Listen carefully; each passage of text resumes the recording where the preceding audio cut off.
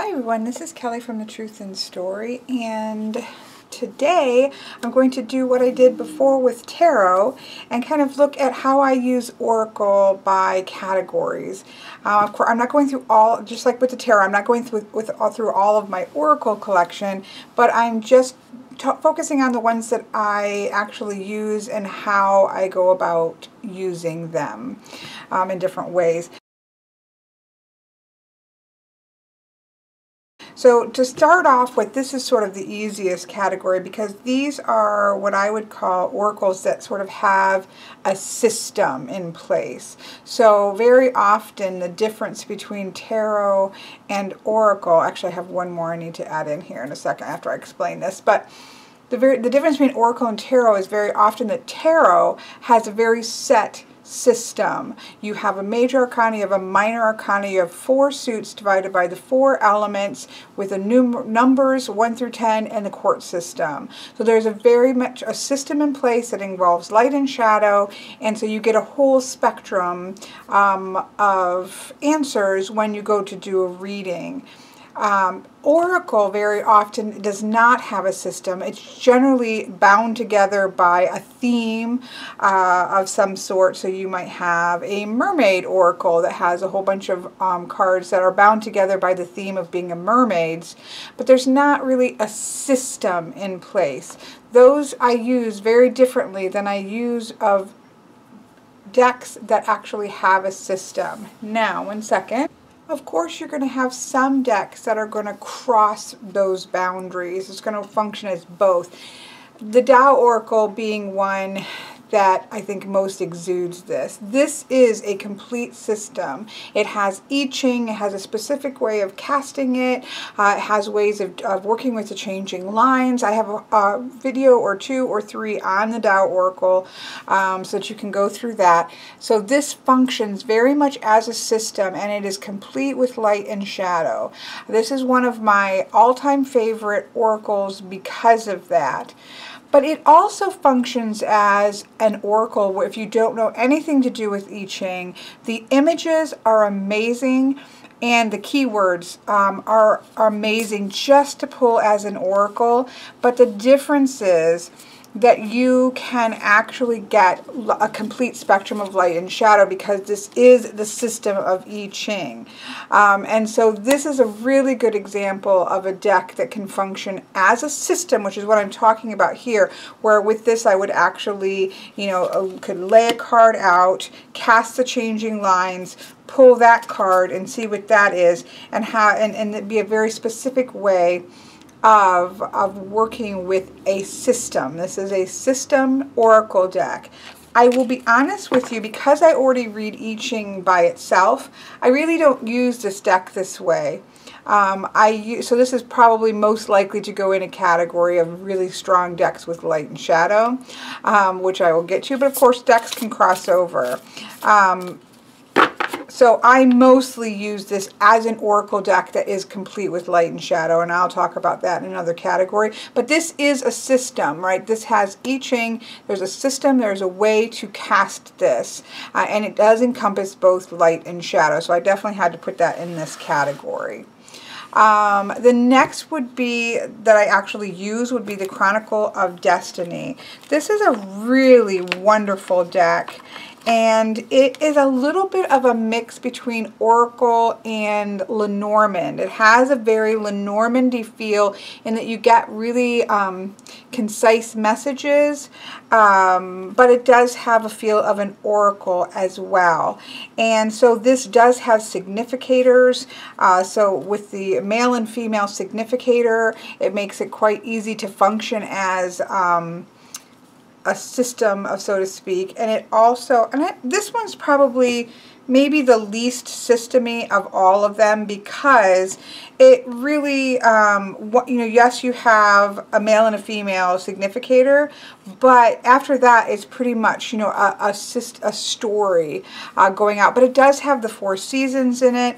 It does have timing cards built into it, and I guess because I use this, usually I use this, to be honest, in a Kipper reading that I do, which is the landing strip or the air strip, or the I just call it the get there. So with that, you would say So let's say I'm trying to get to a feeling of mastery in something, and then I would pick out my, alright, you know, they're always going to be the last one. It's the law. So here's me as a heroine. Here's the mastery that I want to get to. And then I would simply draw, with the landing strip, you would draw 7 cards. First you would read the 3, and then you would continue. You don't read any more than 7. And then you literally see a linear path of how to go about getting from where you are to where it is that you want to be. But because this is a storytelling based deck, it just reads beautifully in this very specific style of reading. And so I love this deck, and it feels quite Lenormand-y. So it does, I can read it quite like Lenormand in many ways, where I can pick out, okay, well, where's the house for security? You know, what card, it may not be the exact same houses, but you know, the castle would be for security. You can pick out significator cards as well. So I had to put this in here, even though it's probably a less of a system than the other ones, but I use it in a very specific way, and so that's why I added it to this category.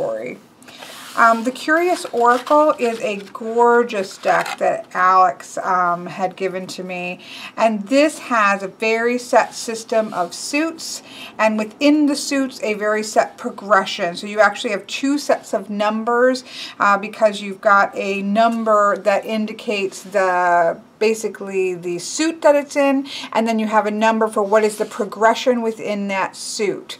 And so again, I have videos, I believe, on all of these, a walkthrough, so that you can see what I'm talking about. This works, again, very specifically as a system, and it works beautifully. The only thing that I would say about this is that it does have the 5th element, not the 5th, let me find not the 5th suit, but the 5th chronological aspect that's happening is often disruptive because of the number 5. So you have that section that is a little bit, but has a little shadow in it. But primarily they are not, there's not a lot of shadow here. But because I love the system so much, this is one that I will use reversals in, and that way I get light and shadow in something that has suits and numbers and such, and you know, that type of thing. So this is a very set system. It comes with a pamphlet. Again, I have this on the website as a walkthrough. I mostly always use it as in a 9 card, or there's a 7 card that's on their website. I like that as well, but primarily I'm using this in a 9 card. And it's quite gorgeous. It's a gorgeous deck. It's probably one of the most gorgeous cardstocks, period. It's just a beautiful deck in general. And as long as you use, which she doesn't talk about reversals at all, and I generally don't use a lot of reversals except for in a deck that explicitly uses it. However, in this one, I love it so much, and I need to bring in a little bit of shadow, and so I do reversals with this. Now, if I'm just using it for, as in there's 7, kind of a check-in, I tend to just use it upright, so it depends on how I'm using it. But this is an actual Oracle system, and I use it very specifically as a system. The next would be the one of my favorites, which is the Madame Endor's Fortune cards. This is a cheap deck. I want to say, well, it used to be. I think what last time it used to be like 12 bucks. I think somebody talked about needing to be, that it actually costs a little bit more right now. It is very thin cardstock, which makes it lovely to shuffle, but it's, you know, you get what you pay for. I love this, and this is an actual, what I think of a system. You have the elements. You have you have suits in a way. You have the royal court, you have the fable, you have the bestiary, the treasure, you have the elements. And it just reads much more. It's got light and shadow in it. It reads very cartomancy and very beautifully fortune-tellery, and so I feel like this is not what I would really consider an oracle deck, but I would consider this more cartomancy or oracle deck with a bit of a system in place, and it's just the style. Again, quite a Lenormandy, quite blunt, quite quick. You don't dive as deep into this as you would a standard, what I would consider a standard oracle, which of course we're going to talk about, show this, some more of those. This to me is an oracle deck that functions as a more like a cartomancy deck, but it is absolutely stunning.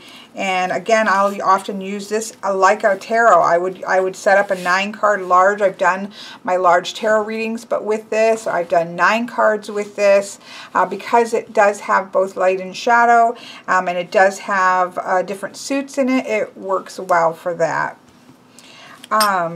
This one this is a system. This is a beautiful one, and I do use this with a specific reading that comes with it.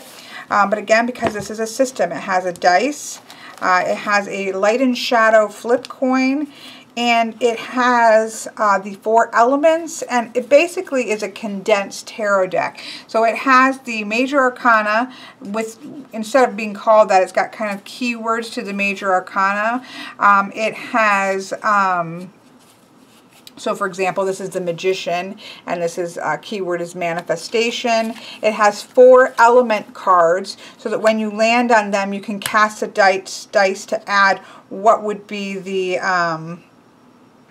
number that you would put. So this is fire, and then putting this with it, we have creation, but it is 4 of creation, so we have stability within creation, right? So this is a really neat, almost Pippish way to read the minor cards, and then there's 3 extra cards as well. But it has a very specific system, it has very specific readings, and it is very much tied with tarot, and you also have the light and the shadow to add in with the actual coin. So this is a deck that I quite love to use, and it does, like I said, it's a system of oracle. It doesn't, it's not what we think of as a standard large oracle deck that we just kind of draw a card or 2 or 3 from and move on. It actually has a system built in place. And then lastly, of the ones that I use a lot, this is the Animal Spirit. Now this can be, again, very just oracle-y, but this again is based on a system. It has the 5 elements with spirit. Find a spirit to show, with the spirit being the circle here. And then not only does it have the 5 elements suits, but it also has a hierarchy. So if you were to look at the suit here, it starts with a fire ant and it goes up to an elephant being the highest. So there is actually a hierarchy to the cards themselves. So between the 5 suits of elements and the hierarchy within, there aren't numbers on it, but there is a hierarchy to the different animals here.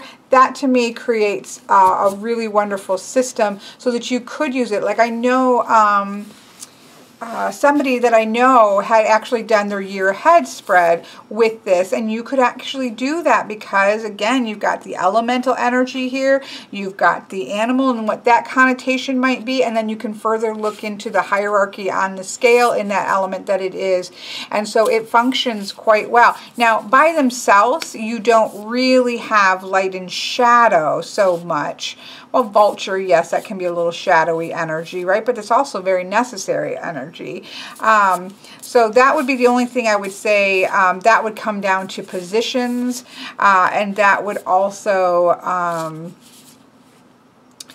you know, you could use reversals to say, okay, is this animal energy in light or in shadow? But it is quite a system. I use this quite specifically for, I do elemental readings where I have a 5-card elemental tarot reading with the Wild Unknown, and then 5 of these underneath it for underlying energies and how that might be interacting with the card itself. And so I use that pretty much specifically for that. So these are, I guess, decks that I use for very specific purposes.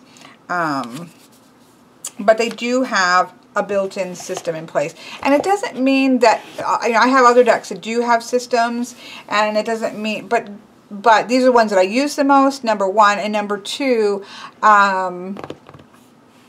they just stand out as having actual systems, even though some might have some breakdowns, like say the Mythic Oracle. It does have a breakdown of the gods and the goddesses, the heroes, and these kinds of things, but it feels pretty much just like an oracle deck that's based on Greek mythology. So that's why I wouldn't put something like that in here, even though there are, you know, subcategories in it. So there we have it. That's the first category of oracle decks that in some way have a specific system, or I guess in a way that I use them in a very specific way and feel like I can use them to actually do full-on readings with, versus just, again, with these two, you're going to need to kind of work a little bit with light and shadow to get them to work. But I could actually do a full reading with these and not have them be a supplementary to another reading. I can't leave that category yet until I say that also the Oracle of Echoes, which I haven't had very long and is sitting right here on my desk, so why I didn't put that out, put that in there, I don't know. This one doesn't have a system, so to speak, because that's kind of what that was. So I guess maybe this is going to cross that boundary towards what decks contain light and shadow, enough light and shadow for me. And I guess so we'll segue with that into this. But this does feel a little systemy. Like I feel like because there are crone and father time, so you have, as well as goddess and god, so you have masculine and feminine energy in 2 different forms that you could actually use as significators for a message. They do have, you know, a gift. Well, then you could look on either side and say, okay, well, what's going to be the gift, right? A warning. Okay, well, that goes over here too, but you can use that as, okay, what follows that, and see what a warning might be. Okay, there's a journey happening. Where's the journey coming from, and where is it going to? There's decisions to be made. What's on either side? You've got home, security. So you've got a little bit of a Lenormand feel. Like I said, I would be perfectly fine using male and female energies. And then much like with one of my other Lenormand decks that has the sense of divine or higher self, you could use the goddess and god as well, and messages from the ancestors. So there's ways to do that.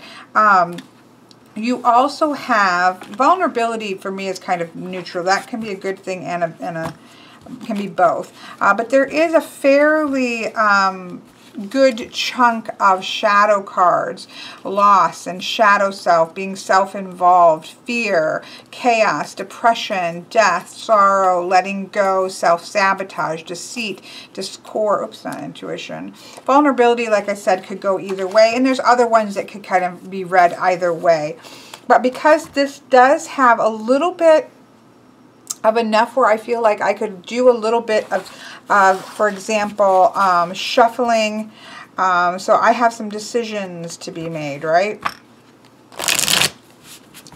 So if I have some decisions, now these are obviously going to need to be well shuffled because I kind of split the light and shadow up.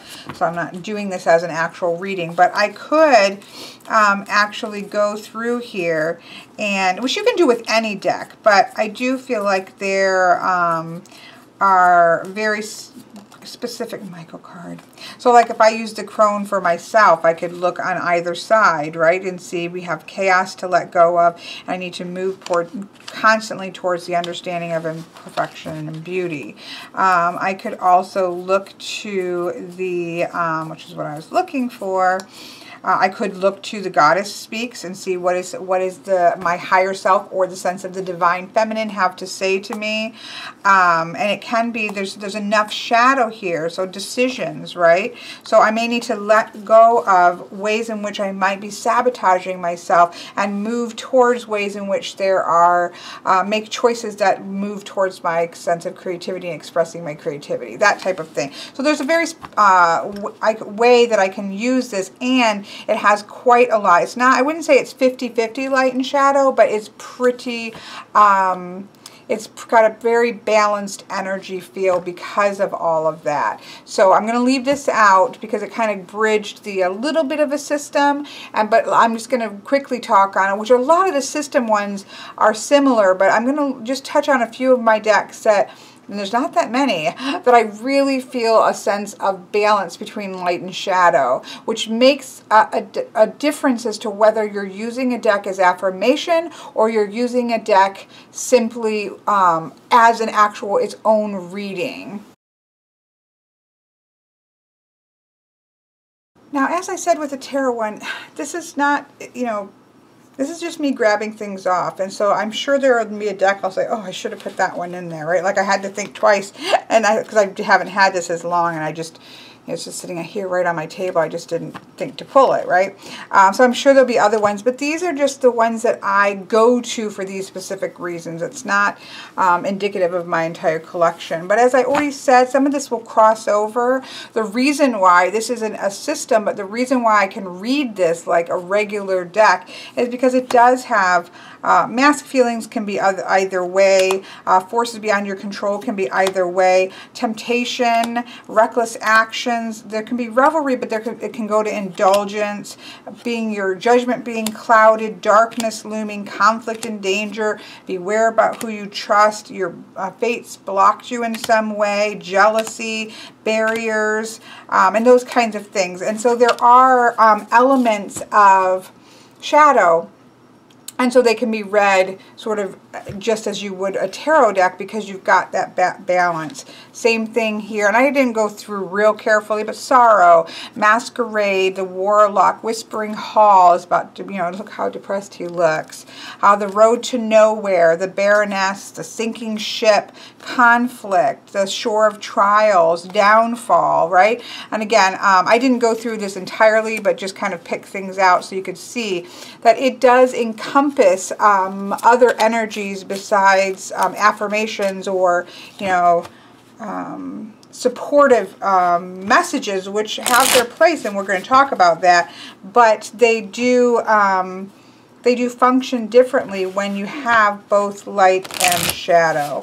And as I said, I already talked about, I didn't actually go through this one, but I'm sure I can find some.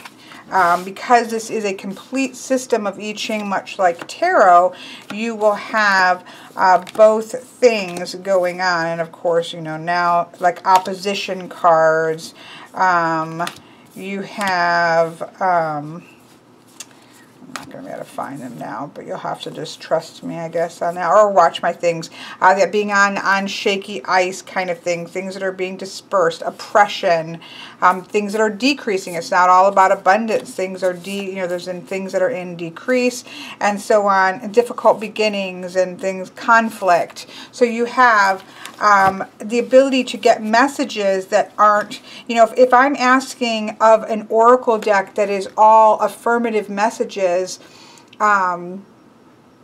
what's the possibility of getting my job, or what are some things that I need to work on, it's going to be very hard to get anything because it's going to be like, oh, you're fantastic just as you are. You know what I'm saying? It doesn't leave any room there for that type of introspection. And then, of course, I have to show the Rackham Oracle, which is literally, I went through this one, and it's a 50-50. It's probably the most, besides probably the Tao Oracle, maybe. I don't know. I haven't gone through them all specifically, but this is literally almost 50-50 light and shadow. And so, and of course, things in light can be in shadow, and things in shadow can be in light. So that, but it just gives me an idea of how a deck is going to function. This one also could have gone in the first one because I use this in a very specific way. There is a male and a female significator, and so I will literally you know, find the male, which I'm not, there's too many cards in here, it takes me forever, which is fine. Well, here's a female, I'll put it more in the middle. I'll find the female significator and look on what's on either side and get a very succinct message. But this one you could actually do a larger, just tarot-y type reading, because again, it's literally about 50-50 in things in light and things in shadow. I know I've heard some people say that this is quite a dark deck, but like as I said, I've gone through them all, and some things could go either way, as always, but it's really balanced in terms of light and shadow. So this is a Rackham Oracle. So there you have it. You can see there are actually not very many. I struggle with finding oracle decks that I resonate with, because how, you know, it's that sort of how many decks can I have and or need that are just kind of go you, everything is wonderful and you're fantastic, right? So it's a struggle, and again, I have decks that have some shadow and some light in, but they aren't decks that I specifically go to because of that inherent balance.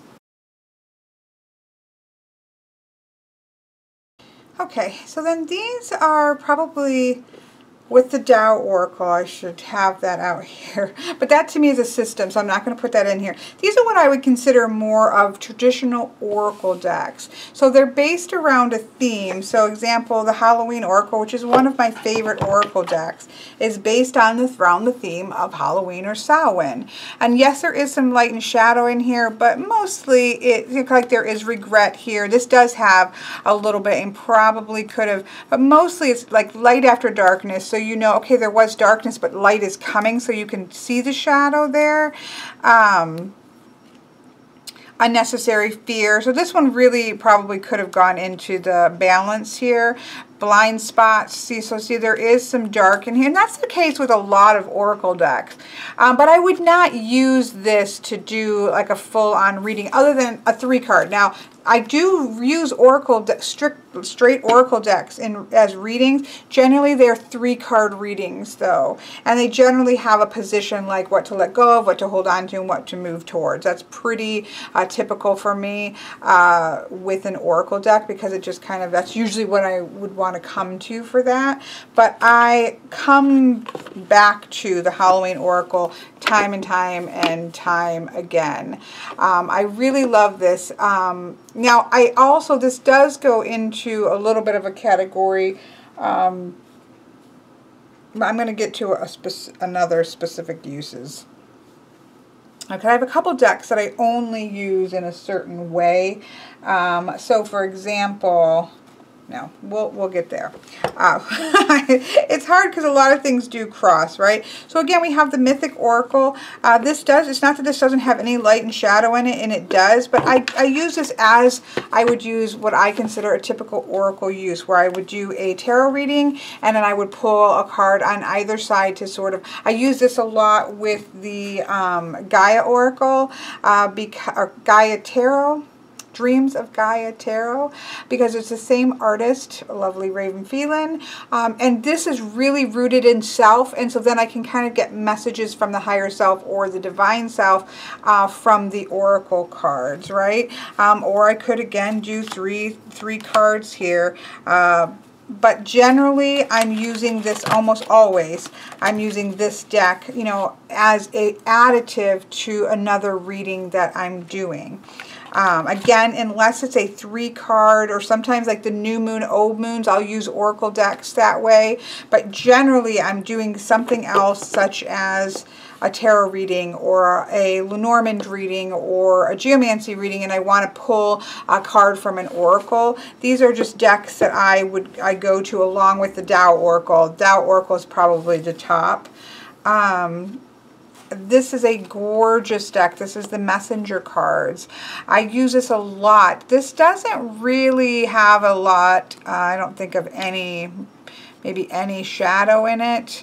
I mean, you can read it with shadow, but it's more of that sort of messages that you need to hear, energies you need to focus on, self-respect, you know, breaking free, evolution, living your potential. This is what I would consider sort of a typical oracle deck, which is wonderful to use either just to pull a card to meditate on, or say, what energy do I need to sit with today? Again, pull in conjunction. I love this deck with the Animal Spirit, the Wild Unknown, and this deck together. I love that combination, right? But I'm not going to generally use this by itself, except for like in live chats when we're just, what are the energies we need to pay attention to, right? Going, I mean, there is still like release the past and things like that, and I very often will use this at the end of a tarot reading and things of that nature. So it's just a different way of using it, but I just think of these as more typical, the ones that I use of more typical tarot decks. And this is the Messenger Oracle. I really love this one as well. Again, seek your answers within. It's not that there's no shadow. This one's nice because there's masculine and feminine balance, which is another big problem with oracle decks. So I tend to like animal decks.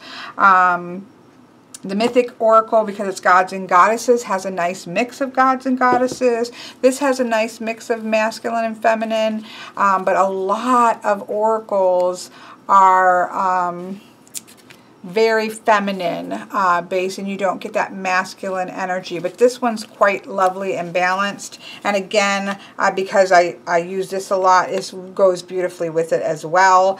But I don't generally, again, would use this just for a complete reading. I will generally, unless it's a 3-card oracle reading, and then these are the decks that I would tend to go to of the ones that I have. So this is one of my favorites also. I just, generally with this, I'm always pulling 3. So I just maybe have done a Lenormand reading and I want 3 just kind of cards to, I use this all the time with past life readings. It does have feminine and masculine. It does have some, you know, it's got like burdens and struggles and things. So it does have a little bit of a balance there. This one I generally am always using in conjunction with another reading, or because this one I don't usually do just all by itself. Then I might, it would be for very specific, what is the energy that I need to focus on moving forward.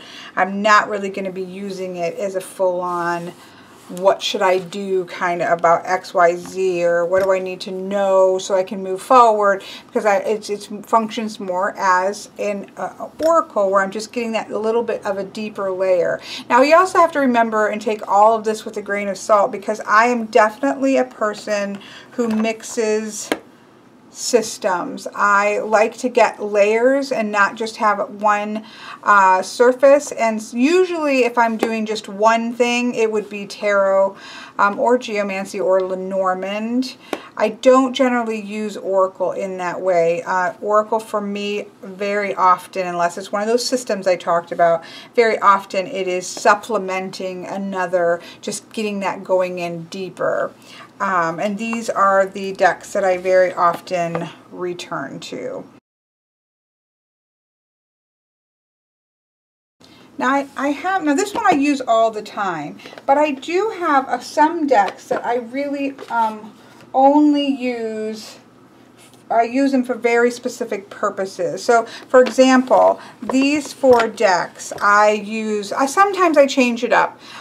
There are occasions I just feel I'll sometimes mix in for winter. So I use these for year ahead readings. And so I use this for fall. I use this, or sometimes the vintage Bohemian Oracle. Oh, I can't remember what that's called. I can see it, but I can't read it. Sometimes I use that for winter. I use the Gaia Oracle for summer, and the Oracle of Mermaids for water or for spring. So this little set I always use for, with again, every once in a while I'll just have that desire to pull something different, but for the most part I use these for year ahead for that seasonal energy, right? I don't really ever use this. Every once in a while it will come into a reading for some reason, but generally I never use this deck except for that. Same thing with Gaia Oracle. I do like to pull this one for like live chat pulls and things, but in terms of like actually doing readings, I don't tend to use this a lot. None of these I would say never, but all, you know, usually these two are pretty much being used for seasonal decks. This one I'll use for all kinds of reasons. The other examples of that, the Carolyn Miss archetype cards. I love these and I use these for past life readings all the time, but that's pretty much all I use it for. This has light and shadow, but I don't ever, maybe I need to try it because it does have, especially if you use reversals with it, and I do use reversals sometimes. I go back and forth. I haven't yet just settled on one thing with this, but I have lately been using light and shadow or reversals with it, but I pretty much use this exclusively for past life readings, just to get more information about the personality and the kind of archetypal energy of that past life reading. I don't really ever use this for anything else. The same thing with this. I've never used this deck as an oracle. This has the planets and the signs, and I've just used it, you know, in astrology readings, where I'm doing the full houses, sometimes to highlight where the sun and the moon is, especially if I used it with a particular tarot deck, like Tarot Muha or something like that. I have on occasion used it in a Three Voices reading, so I guess I think I did that once, but really hardly ever. I don't ever use this except for as sort of an astrology placeholder. So that's very specific to that.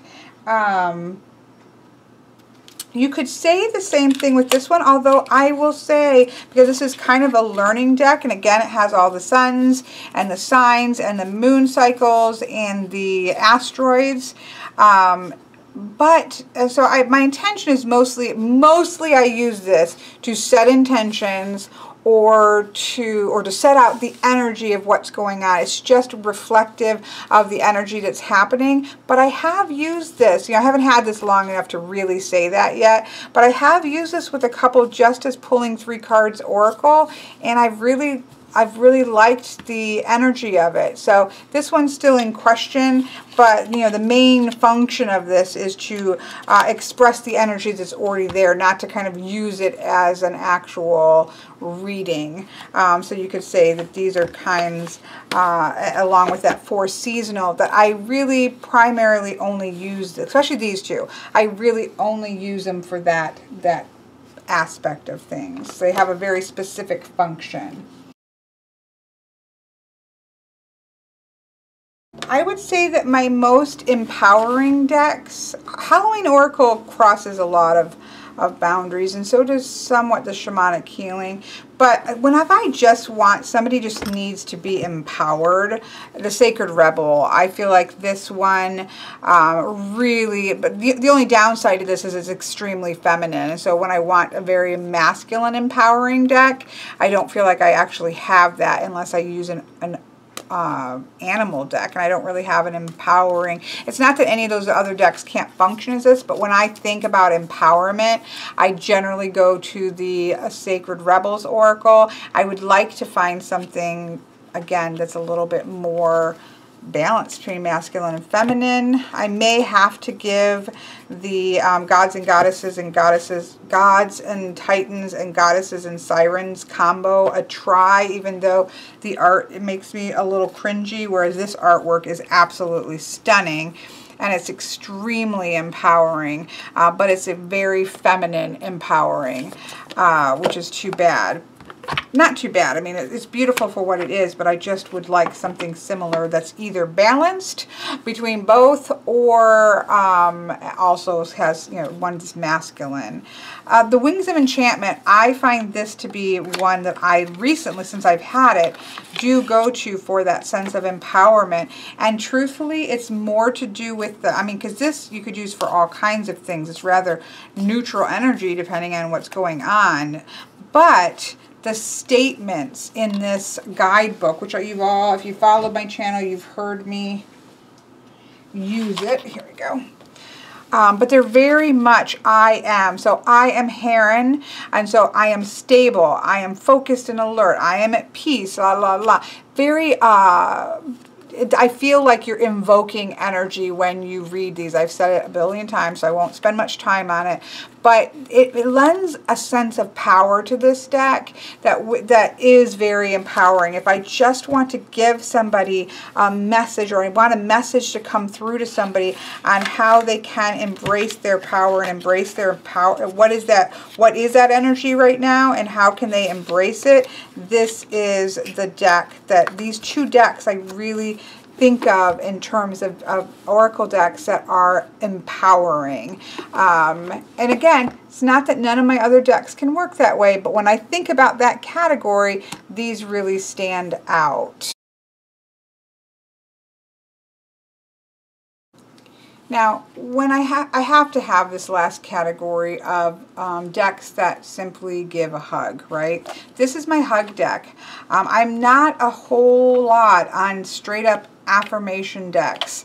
I really don't lean towards those because the function of them is just sort of a hip hip hurrah, everything's wonderful. Even at the end of the reading, I would want something that was more like Sacred Rebels, at least left them with a space of empowerment, or something like that nature, than I would just a straight up what I would consider affirmation decks. But this is the exception to that rule for me. It's small, which I adore because I like little things and little decks. I don't like decks that have the back white writings on the back, but you know, I love this deck, and I love that it has the writings on the back, because it literally feels like you're just saying, okay, I really need a message of affirmation. I need a hug. This is the hug deck. And so let's just look at this one. This is a blessed season. So each season in your life is a gathering of precious moments. Each one has its purpose, unique beauty, challenges, and blessings. Everything is always unfolding in accordance with the divine will of your soul.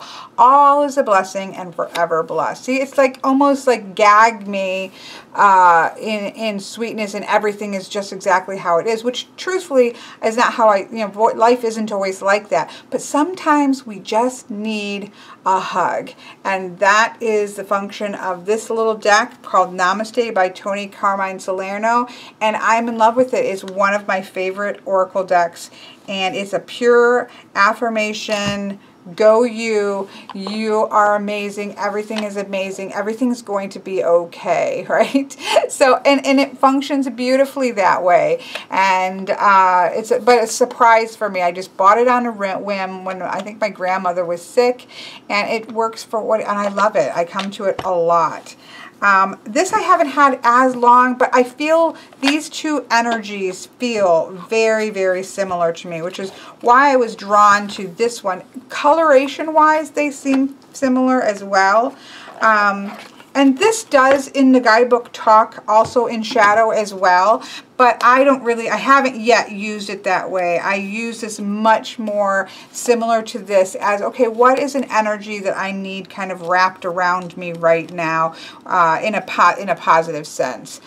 Because the initial view of the deck, of each of the cards, and the initial here is more of that positive, affirmative energy. And then there is, again, you can use this in light and shadow for sure. It talks about that in the deck book itself. But for myself, this functions very similar to this. Like, what is an energy that I need to be assisted by? What is an energy that I need to kind of uphold me on a particular day?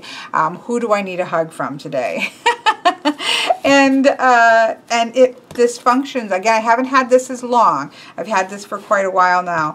But this, I knew when I saw this, it had the same energy as this, and they do feel very similar. Like, okay, who needs to come out and help me? Okay, I need some diplomacy today, both with myself. I need to be the mediator. I need some freshness today. She's going to come in and she's going to give me a burst of fresh air.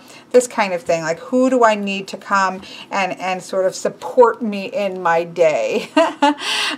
Which this kind of feels like, but more maybe from the sense of the divine and out there in spirit and source. So these are kind of probably my closest things to just that I actually use. Again, I might have other decks that way, but decks that I actually use that are what I would consider to be, I use them as affirmation decks. So that's those two.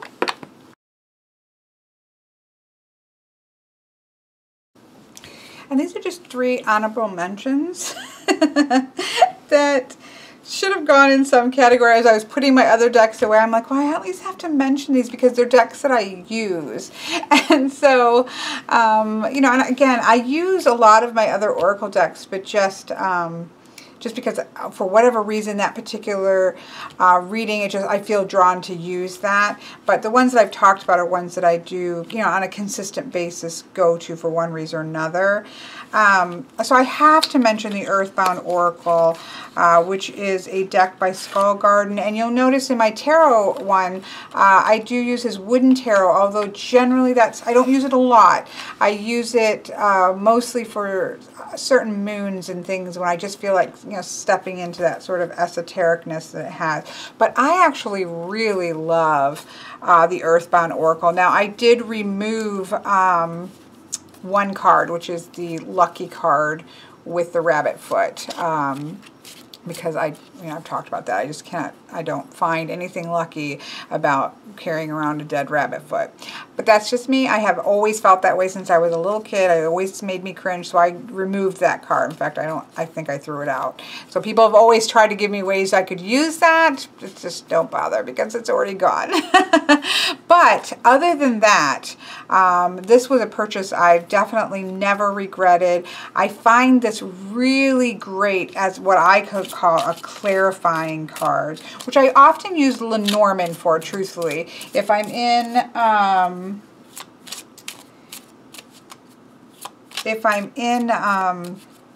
you know, doing another tarot reading or something, and I just need a clear-cut answer about something to clarify something that's already on the table, I often pull Lenormand cards for that. But also this deck. This deck does work really beautifully just to clarify. And generally I'm pulling 3 cards and it's just beautiful. It's an absolutely stunning deck. Sometimes I forget that I have it and I need to remember to pull it out more because it's just gorgeous. It's very clear. I really love this deck. And I guess maybe because I feel it's a little cartomancy, but it's an Oracle deck. I use it as an Oracle deck. I think I'm going to stick this on my table to play around with it a little bit more again. And then I had to honorably mention these, kind of my soul cards. I have split them off. They were all together, but that was because I was doing something specifically. A lot of times I have these shuffled together because I love the goddess cards, and I do use these separately. I have a separate deck of this, and I do keep these.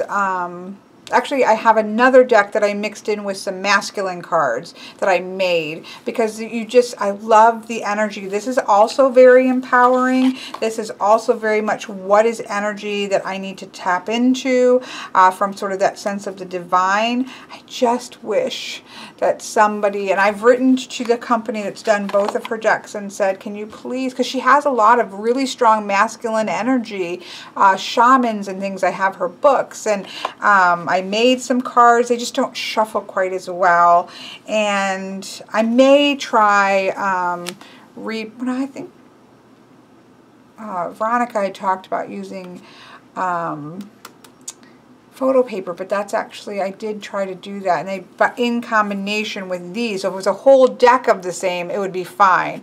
So I'd almost have to scan all these in, which I wouldn't do because I have 2 decks of it, and then reprint it out so that it all be on the same paper, because it always will split at, you know, where one of the made cards are. They don't mix in together very well.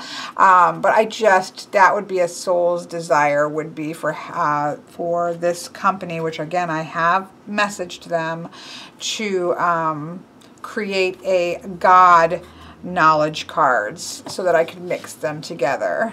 But one option is to the animal cards. You can, it has some very masculine energy, not all of it, but it is heavily masculine, and so you can mix these together to sort of get a balance as well.